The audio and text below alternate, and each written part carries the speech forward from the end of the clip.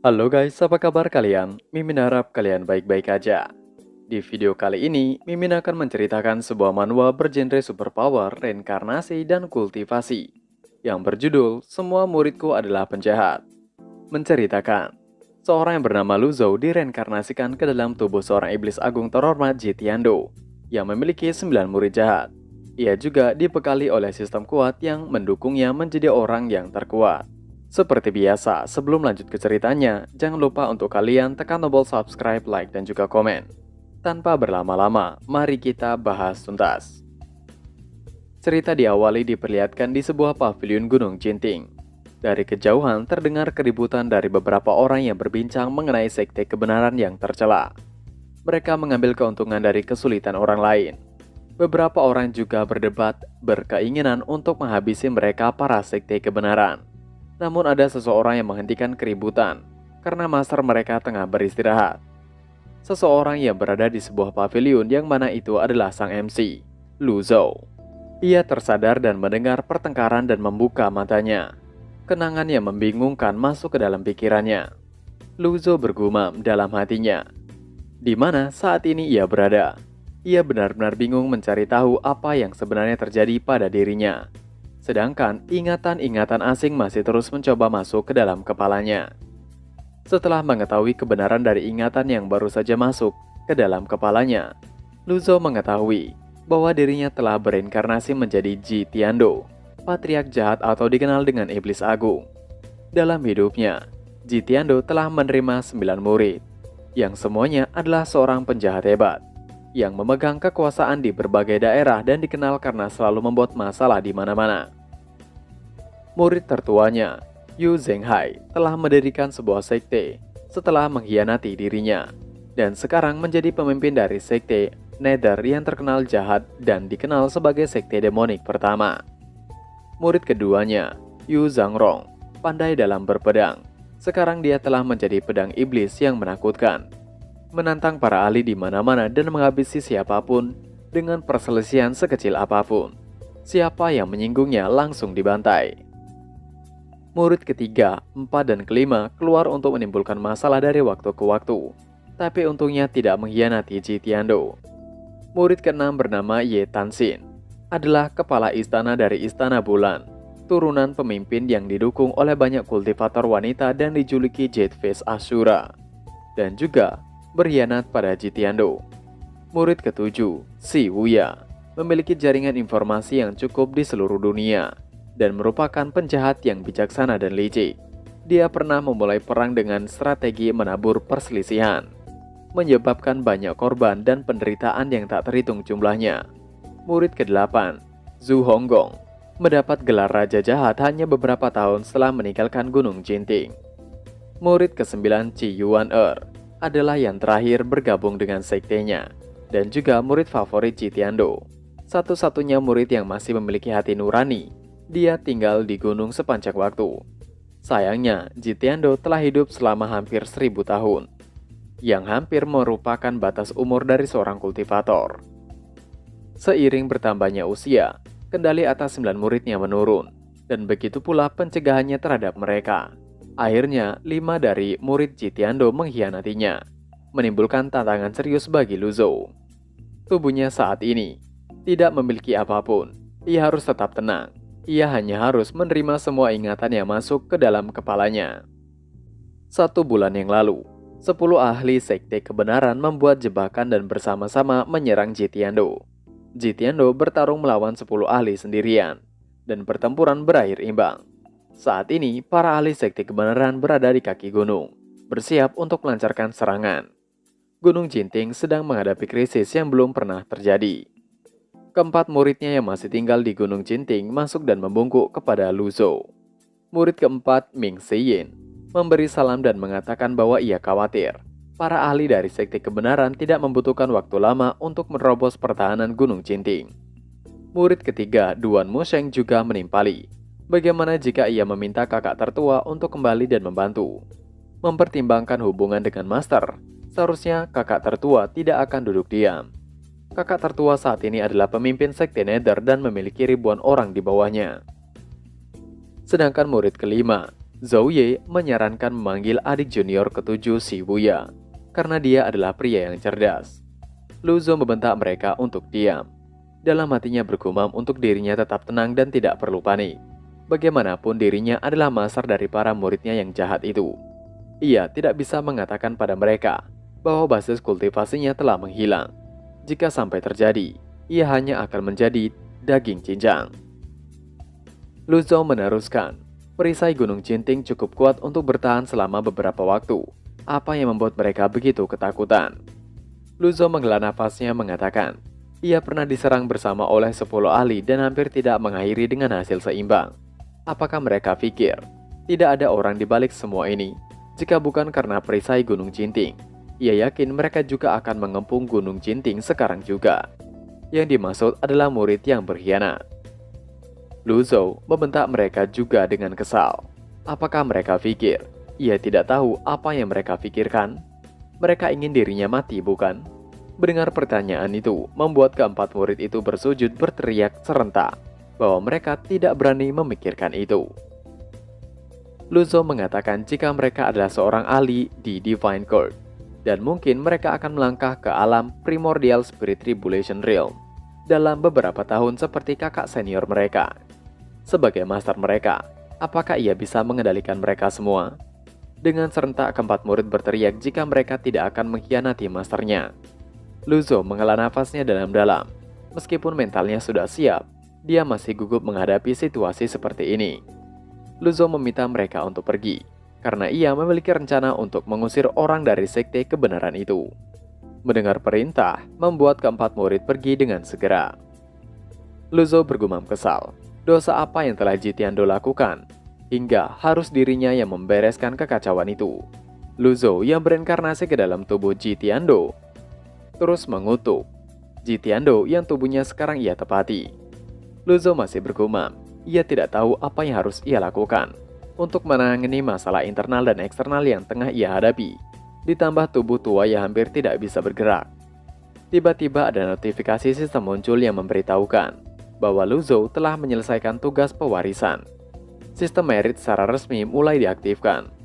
Lu Zhou terkejut, akhirnya ia direinkarnasikan dengan sebuah sistem. Ia berteriak, akhirnya sistem cheat-nya telah muncul. Sistem menampilkan menu. Di antara muka biru muncul di depan mata Ji Tiandou.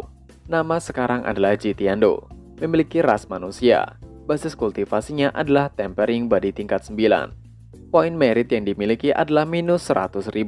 Sisa hidup 3 hari. Lu Zhou benar-benar terkejut melihat poin merit minus 100.000. Dan bahkan bagaimana bisa sisa hidupnya hanya tinggal 3 hari. Mendengar protes dari Lu Zhou, tiba-tiba sistem meninjau kembali dan menilainya. Informasi yang salah telah diperbaiki. Ji Tiandou diminta untuk menyelesaikan tugas dan memperbaiki diri sendiri. Maka poin merit akan dinolkan. Ji Tiandou saat ini terlalu lemah. Sistem meminta persetujuan dari Ji Tiandou untuk membuka paket hadiah pemula yang diberikan. Tanpa menunggu lama, Lu Zhou membuka paket hadiah dan menerimanya. Lu Zhou bisa memahami tugas persyaratan yang diberikan oleh sistem. Lagi pula, apa yang dilakukan oleh Ji Tiandou sepanjang hidupnya adalah perbuatan jahat. Tapi sistem masih cukup masuk akal. Ia tahu tubuh tua Ji Tiandou terlalu lemah, jadi sistem memberikan paket hadiah pemula. Sistem muncul memberikan notifikasi bahwa Lu Zhou menerima kartu pembalikan yang dapat memberinya beberapa kekuatan hidup. Menerima kartu bentuk keadaan puncak yang memberi Lu Zhou puncak kekuatan Ji Tiandou selama 30 menit dan mendapatkan 5 kartu blok kritis yang dapat memblokir 5 serangan fatal bagi Lu Zhou. Lu Zhou melihat kartu pertama yang ia dapatkan adalah kartu pembalikan, kartu yang dapat memberikan beberapa kekuatan hidupnya kembali. Lu Zhou bergumam, itu adalah apa yang ia butuhkan saat ini.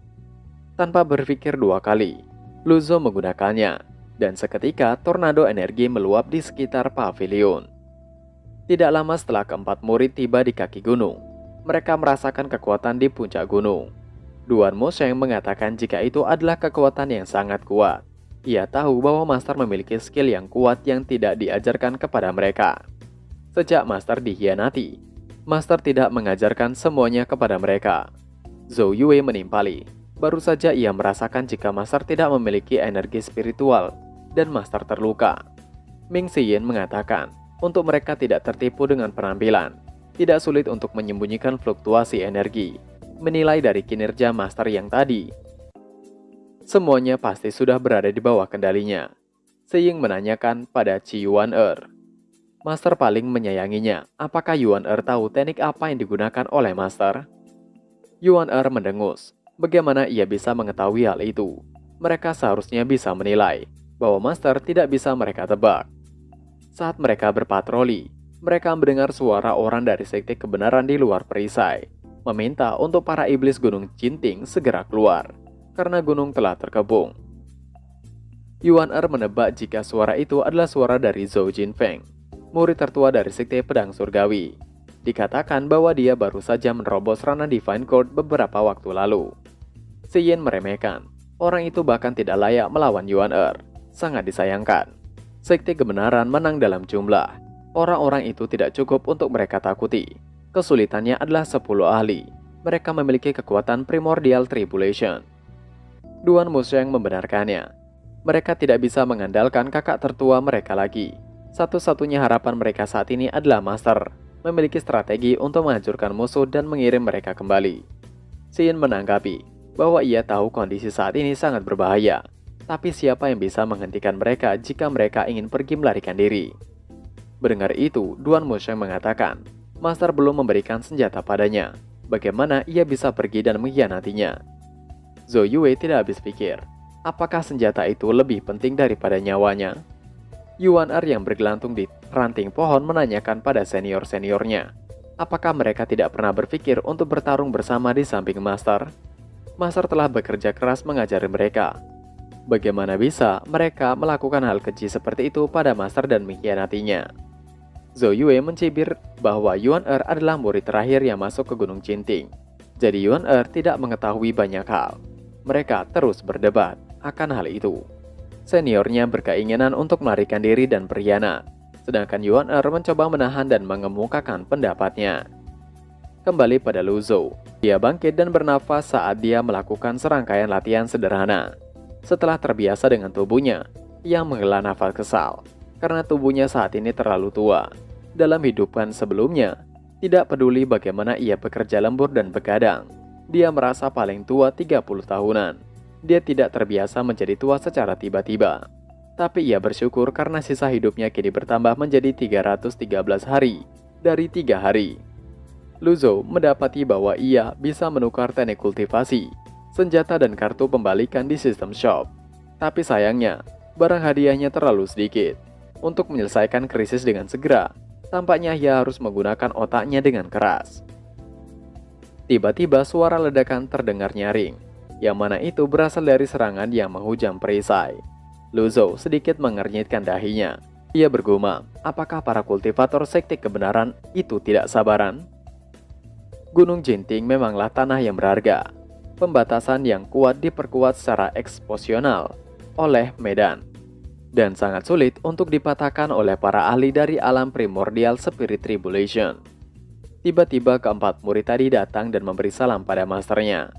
Yuan-er sedikit tersentak bahagia mengatakan jika masternya terlihat tampak sedikit lebih muda. Lu Zhou memanggil Yuan-er untuk mendekat. Adegan Jitiando yang menyayangi Chi Yuan-er muncul di benak Lu Zhou. Dia tidak pernah menyangka penjahat tua Jitiando memiliki sisi lembut. Duan Musheng yang ada di belakangnya menyampaikan sesuatu, bahwa para kultivator dari sekte kebenaran mencoba untuk menghancurkan perisai.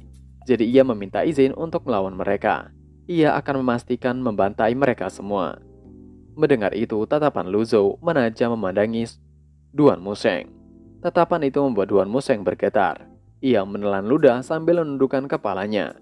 Ia tidak berani melihat langsung ke arah masternya dan mengalihkan pandangan ke arah lain. Lu Zhou mengatakan bahwa ia memiliki strategi untuk melawan mereka. Ia meminta untuk semua muridnya mengikutinya. Setelah mendapatkan kembali beberapa kekuatan hidup, kaki Lu Zhou menjadi lebih gesit. Keempat muridnya mengikuti dengan hormat di belakangnya. Di luar gunung, ribuan kultivator berbaris dalam lusinan kelompok kecil. Beberapa berdiri di atas pedang terbang, beberapa di atas kereta dan yang lainnya di tanah. Mereka semua berusaha dengan keras untuk menghancurkan perisai. Para kultivator yang mengendarai pedang terbang masih terus berusaha untuk menghancurkan perisai. seseorang yang bernama Zhou Jinfeng memperingatkan bahwa penjahat tua telah muncul. Lu Zhou perlahan berjalan keluar dari dalam dan keluar perisai. Tapi sebelum benar-benar keluar dari perisai itu, Lu Zhou berhenti, yang membuat keempat muridnya terdiam penuh dengan pertanyaan. Mengapa master mereka berhenti? Di udara, pemimpin sekte pedang surgawi, Luo Chengfeng adalah orang pertama yang membuka suaranya. Baru 1 bulan berlalu, tapi tampaknya penjahat tua telah semakin tambah muda. Lu Zhou tidak menghiraukannya dan menimpali. Jika Luo Chengfeng, pria yang pemberani. Luo Chengfeng meminta untuk Lu Zhou berhenti berpura-pura. Lu Zhou mungkin dapat membodohi para muridnya, tapi tidak dengan membodohi dirinya. Tidak ada artinya bersikap kuat. Luo Chengfeng memerintahkan untuk Lu Zhou menyerah. Zhuo Jinfeng mengatakan bahwa ia menawarkan pada keempat murid Lu Zhou untuk menyerah pada kejahatan dan kembali kepada kebaikan. Mengajak murid Lu Zhou untuk bekerja sama dan menghabisi Lu Zhou. Ziyin mencibir, bisakah mereka berhenti membuat kebisingan sejelek itu? Ia juga meminta pada masternya untuk diperbolehkan melawan mereka. Ia tidak bisa menunggu untuk menghancurkan tulang-tulang para sekte kebenaran. Zhou Yue juga sama. Pedangnya tidak bisa menahan dan meronta untuk segera menebas sesuatu. Lu Zhou mengatakan tidak perlu. Apakah para muridnya pikir dirinya tidak bisa melawan para sekte kebenaran? Apakah muridnya pikir sekte kebenaran akan membiarkan untuk melawan satu persatu? Ziyin membenarkan apa yang dikatakan masternya. Luo Chengfeng berteriak untuk Zhou Jinfeng mundur. Akan sangat berbahaya mendekati Lu Zhou. Luo Chengfeng mengatakan, siapa yang tidak tahu bahwa ke-9 murid jahat Gunung Jinting adalah ahli di ranah Divine Court. Ia takut bahwa hanya penjahat seperti Lu Zhou yang akan menggertak seorang junior. Hari di mana sekte kebenaran akan menghukum Lu Zhou telah tiba. Lu Zhou adalah penjahat, dan hanya Lu Zhou yang harus disalahkan. Kebaikan dan kejahatan harus mendapatkan balasannya. Lu Zhou menimpali bahwa ia yang akan menilai sendiri mana baik dan jahat. Meskipun semua muridnya melakukan hal yang salah, hukuman muridnya hanya pada dirinya sendiri yang menentukannya. Mereka terus beradu argumen yang membuat Ziyin menarik kesimpulan bahwa masternya tengah terluka. Ziyin tersenyum licik untuk saat Lu Zhou keluar dari perisai menantang Luo Chengfeng untuk menunjukkan apa yang bisa Luo Chengfeng lakukan. Luo Chengfeng melompat ke udara, yang kemudian pedangnya berlipat ganda dan mulai berputar dengan cepat seperti payung. Semua orang telah berekspektasi bahwa serangan Luo Chengfeng akan memusnahkan Lu Zhou. Mereka yakin itu akan bekerja 100%. Yuan Er melihat masternya sedikit khawatir, tapi Ziyin meminta untuk tidak perlu khawatir. Master mereka tidak akan membuat dirinya sendiri dalam bahaya. Mungkin master memiliki kartu trafnya. Tapi master mereka saat ini menghadapi serangan terkuat dari sekte Heavenly Sword. Sedangkan Lu Zhou bergumam dalam hatinya. Sepertinya waktunya telah tiba. Ia harus menggunakan kartu bentuk puncak.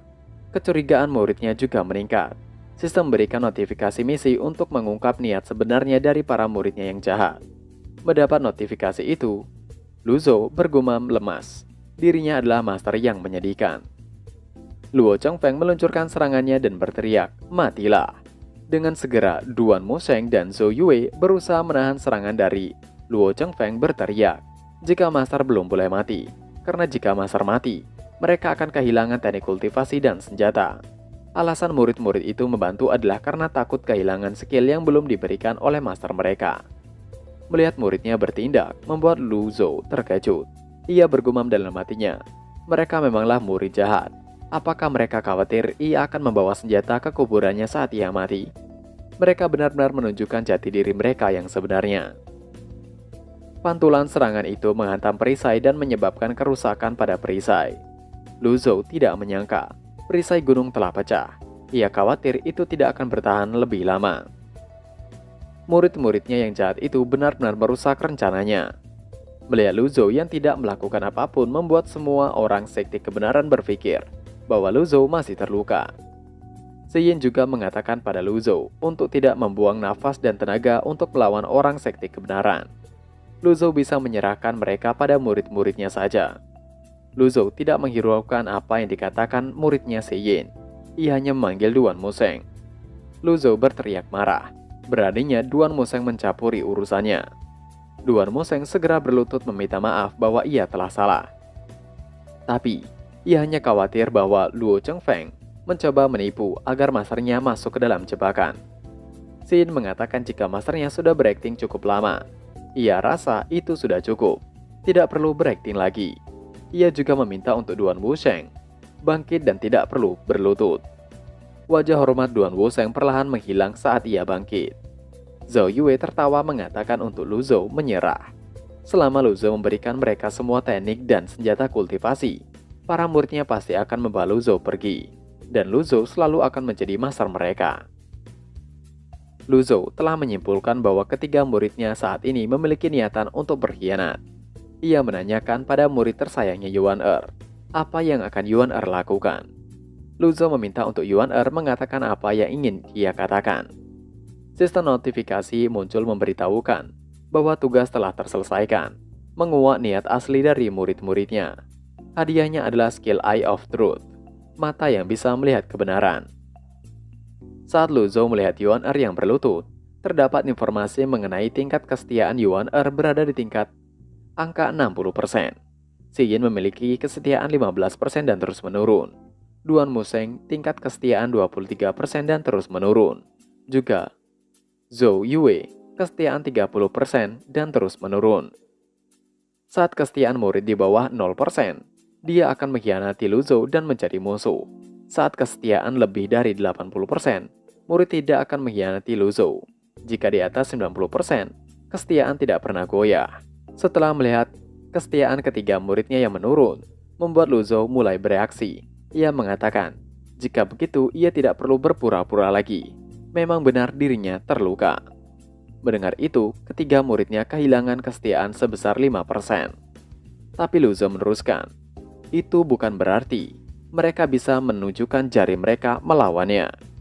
Lu Zhou langsung menggunakan salah satu kartu bentuk keadaan puncak yang mengakibatkan kekuatan puncak masa kejayaan Jitiando meluap. Bahkan, hanya luapan energi membuat ketiga muridnya yang berusaha berkhianat terhempas dan terluka. Hanya Qi Yuan Er yang baik-baik saja. Ketiga muridnya terhempas menjauh dan memuntahkan seteguk cairan merah. Dengan berlutut, menahan sakit dan luka, mereka berteriak serempak bahwa mereka telah bersalah. Lu Zhou terlihat penuh dengan kekuatan yang tidak bisa terukur bagaikan seorang dewa melayang di udara. Ia bergumam, berada di puncak kekuatan rasanya memang luar biasa. Dan chapter pun berakhir. Nah, itu tadi adalah pembahasan manual Semua Muridku Adalah Penjahat part pertama. Sebelum mengakhiri video ini, Mimin ingatkan untuk kalian bahagia dan sehat selalu. Terima kasih sudah menonton video ini dan sampai jumpa lagi di video selanjutnya. Jana.